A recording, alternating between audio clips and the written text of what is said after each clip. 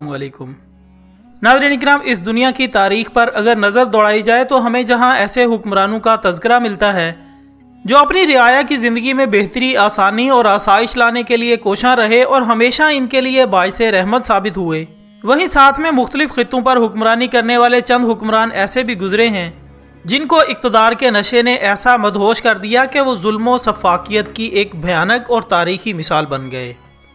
دوستو، یہ وہ لوگ تھے جن کے ذاتی مفادات اور خود غرضانہ سوچ نے انہیں اپنے اقتدار کی طاقت کے بے رحمانہ استعمال پر اکسایا،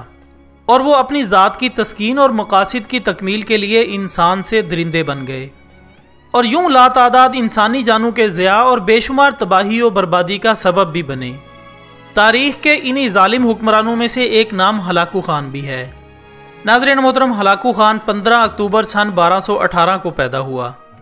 یہ تاریخ کی مشہور ایل نامی حکومت کا بانی اور تاریخی ظالم اور سفاک منگول حکمران چنگیز خان کا پوتا تھا۔ خواتین و حضرات، تقریباً 800 سال پہلے جنم لینے والے اس ہلاکو خان نے اسلامی دنیا کے قلب کو فتح کرنے کے لیے سن 1257 میں اسلامی دارالخلافہ کا محاصرہ کر لیا، اور پھر اس نے وحشت و بربریت کی ایسی نئی داستان رقم کی کہ زمین کانپ اٹھی، کیونکہ اقتدار کی ہوس اور اسلام دشمنی میں اندھے ہوئے یہ درندے اس قدر وحشی تھے۔ اس محاصرے کے دوران جو چیز بھی ان کے سامنے آئی اسے جلا کر تباہ کر دیا گیا، حتیٰ کہ انسانوں کو بھی نہ چھوڑا۔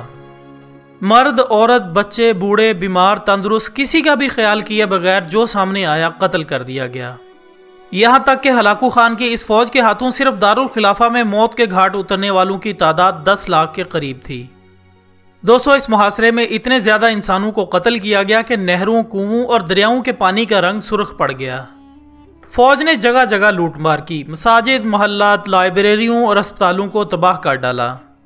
شاہی عمارات کو جلا دیا گیا اور وہاں کے خلیفہ کو گرفتار کر کے اسے اپنے شہریوں کا قتل عام اور اپنے خزانے کی لوٹ مار دیکھنے پر مجبور کر دیا گیا، اور پھر اسی خلیفہ کو قالین میں لپیٹ کر گھوڑوں کے نیچے کچل دیا گیا۔ یاد رہے کہ یہ خلیفہ کوئی اور نہیں بلکہ بغداد میں عباسیوں کا آخری خلیفہ معتصم باللہ تھا۔ اس کو ہلاکو خان نے نہایت بے دردی سے قتل کرتے ہوئے یہ ثابت کیا کہ یہ انسان نما درندہ حقیقتاً اسلامی دنیا میں قہر بن کر نازل ہوا ہے۔ اس کے بعد اس کے فوجی پورے شہر میں بھوکے گدھوں کی طرح پھر گئے، بالکل ایسے جیسے غضبناک بھیڑیے بھیڑوں پر ہلہ بول دیتے ہیں۔ حرم کی عورتیں گلیوں میں گھسیٹی گئیں اور ان میں ہر ایک تاتاریوں کا کھلونا بن کر رہ گئی۔ جبکہ اس محاصرے میں بغداد، جو کہ ہارون رشید جیسے عظیم اور دلچسپ ذوق رکھنے والے خلیفہ کی وجہ سے ایسا دور رکھتا تھا جس میں علم، فنون لطیفہ اور تعمیرات عروج پر تھیں، اور ایسا خوبصورت نظم و ضبط تھا کہ دنیا کی مشہور و معروف کتاب الف لیلہ ہزار داستان کی ابتدائی تحریک کا تصور یہیں سے لیا گیا تھا۔ یہ وہ شہر تھا جہاں لائبریری میں موجود دیگر زبان والی کتابوں کا ترجمہ کرنے والوں کو ان کتابوں کے وزن جتنا سونا بطور معاوضہ دیا جاتا تھا، لیکن تاریخ کے اس خونی بھیڑیے نے اس شہر کی اینٹ سے اینٹ بجا دی، جس سے اس خوبصورت اور ڈھیروں خصوصیات پر مبنی شہر کا یہ حال ہوا کہ اس کی گلیاں لاشوں سے بھر دی گئیں۔ دریائے دجلہ اور فرات کا پانی پہلے مسلمانوں کے خون سے سرخ ہوا اور بعد میں ان کی کتابوں سے کالا پڑ گیا۔ خواتین و حضرات، بغداد میں ظلم و بربریت کی خوفناک داستانیں رقم کرنے کے بعد ہلاکو خان نے پورے عراق پر قبضہ کر لیا اور بصرہ اور کوفہ کے عظیم شہر تباہ و برباد کر دیے۔ اس کے بعد منگول فوج رہا اور ہیران کے شہروں کو تباہ و برباد کرتے ہوئے حلب پہنچ گئی، جہاں 50,000 مردوں کو قتل عام میں مار دیا گیا اور ہزاروں عورتوں اور بچوں کو غلام بنا لیا گیا۔ منگول فوجیں اسی طرح قتل و غارت کرتی اور بربادی پھیلاتی ہوئی فلسطین پہنچ گئی، لیکن یہاں ناصرہ کے جنوب میں عین جالوت کے مقام پر 25 رمضان المبارک سن 658 ہجری کو ایک خون ریز جنگ میں مصر کے مملوکوں نے ان کو شکست دے کر پورے شام سے نکال دیا، اور اس طرح مصر منگولوں کے ہاتھوں تباہی سے بچ گیا۔ ناظرین اکرام، دراصل ہلاکو خان کا مقصد مسلمانوں کے مقدس مقامات کو ملیا میٹ کر کے منگول سلطنت کا ولی عہد بننا تھا، لیکن چنگیز خان کا دوسرا بیٹا چغتائی خان اس سفاکیت کو انسانیت اور بہادری کی توہین سمجھتا تھا۔ چنانچہ اس نے بخارا کے مشہور صوفی عالم دین کو طلب کیا اور ان سے تمام گزرے حالات کی خبر مانگی، تو صوفی عالم دین نے منگول جرنیل کو بتایا کہ ہلاکو خان نے 1 لاکھ سے زیادہ مسلمانوں کو تہہ تیگ کر دیا ہے، جو کہ خود منگول قانون کی بھی کھلی خلاف ورزی ہے۔ کتب خانوں اور شفا خانوں کو آگ لگا دی گئی ہے، بغداد مکمل طور پر اجڑ چکا ہے اور مسلمان در بدر ہو چکے ہیں۔ غرض یہ کہ اس نے مسلم معاشرے پر ہونے والے تمام ظلموں کی داستان اس کے آگے رکھ دی۔ جس کا نتیجہ یہ نکلا کہ اس عالم دین نے اسلام کی تبلیغ شروع کرنے کی اجازت حاصل کر لی، اور یوں 3 دن تک دلائل دینے کے بعد بالآخر چنگیز خان کے پوتے اور جوجی خان کے بیٹے برکی خان نے اسلام قبول کر لیا، اور اس کے ساتھ ہی سینکڑوں منگولوں نے بھی بخارا کے اس صوفی کے ہاتھ پر بیعت کر لی۔ خواتین حضرات، مورخین کی رائے کے مطابق یہ بات حقیقت معلوم ہوتی ہے کہ اگر برکی خان اسلام قبول نہ کرتا تو خدا نہ خواستہ تاتاریوں کا اگلا رخ مکہ اور مدینہ ہوتا۔ لہٰذا ڈاکٹر علامہ محمد اقبال اسی واقعے کو جواب شکوہ میں بیان کرتے ہوئے فرماتے ہیں کہ ہے عیاں شورش تاتار کے افسانے سے،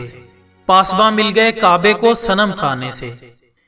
ناظرین، سینکڑوں منگولوں کی بیعت اور برکی خان کا اسلام قبول کرنے کے بعد اس نے مصری سلطنت کی طرف ایلچی دوڑائے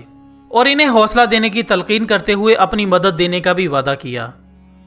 اور پھر کچھ ہی عرصے بعد برکی خان خود برق بن کر ان پر گرا اور آن کی آن اپنے چچا زاد بھائی ہلاکو خان کی فوجوں کو شکست سے دوچار کر دیا۔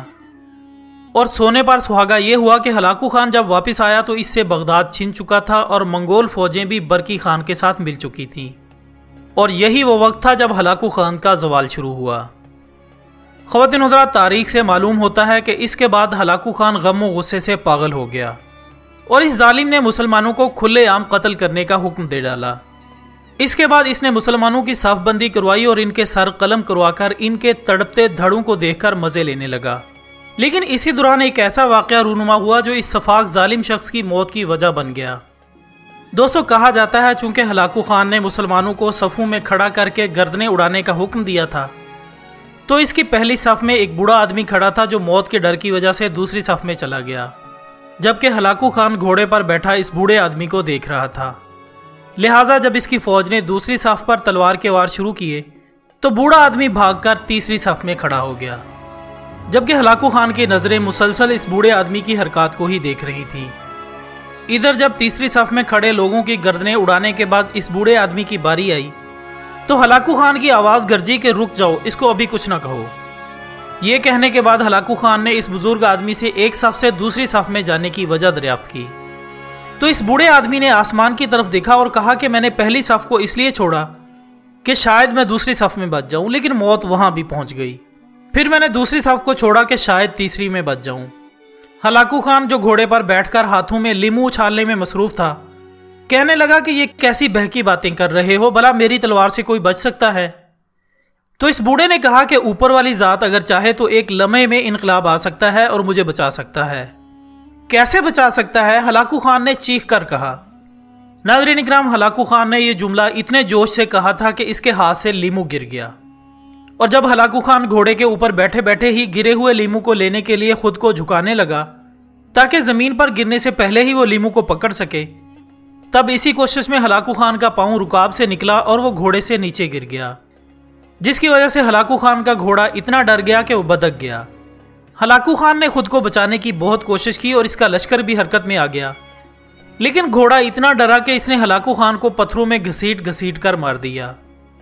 لشکر نے جب گھوڑا پکڑا تو اس وقت ہلاکو خان مر چکا تھا۔ ہلاکو خان کا لشکر اس سے اتنا خوفزدہ ہو گیا کہ اسے نظر انداز کرتے ہوئے وہاں سے بھاگ نکلا، اور یوں اس بزرگ کے اللہ پر اس قدر بھروسے نے اس کی جان بچا دی اور وہ ہلاکو خان کے ہاتھوں مرنے سے بچ گیا۔ اور مسلم دنیا پر تاریخی ظلم کی داستان رقم کر کے تڑپتے مسلمانوں کو دیکھ کر خوش ہونے والا یہ درندہ ایک کمزور بوڑھے آدمی کی بد دعا کا نشانہ بن کر بھیانک طریقے سے موت کے گھاٹ اتر گیا۔ ناظرین محترم، یہ ایک حقیقت ہے کہ ظلم کرنے والا ہمیشہ اپنے برے انجام کو پہنچ کر لوگوں کے لیے عبرت کا نشان ضرور بنتا ہے، اور تاریخ ایسے سفاک درندوں کے بھیانک انجام جیسی مثالوں سے بھری پڑی ہے۔ آخر میں اللہ عز و جل سے دعا ہے کہ وہ ہمیں ظالموں کے ظلم سے بچائے اور ایسے اعمال کرنے سے دور رکھے جو انسانیت کے لیے تکلیف کا سبب بنے۔ آمین ثم آمین۔ ہم کل انشاءاللہ دوبارہ حاضر ہوں گے ایک اور اچھی سی ویڈیو کے ساتھ، تب تک کے لیے اجازت دیجیے گا۔ اپنا دوستوں، رشتہ داروں اور گرد و نواح کے تمام لوگوں کا بہت خیال رکھیے گا۔ اللہ حافظ۔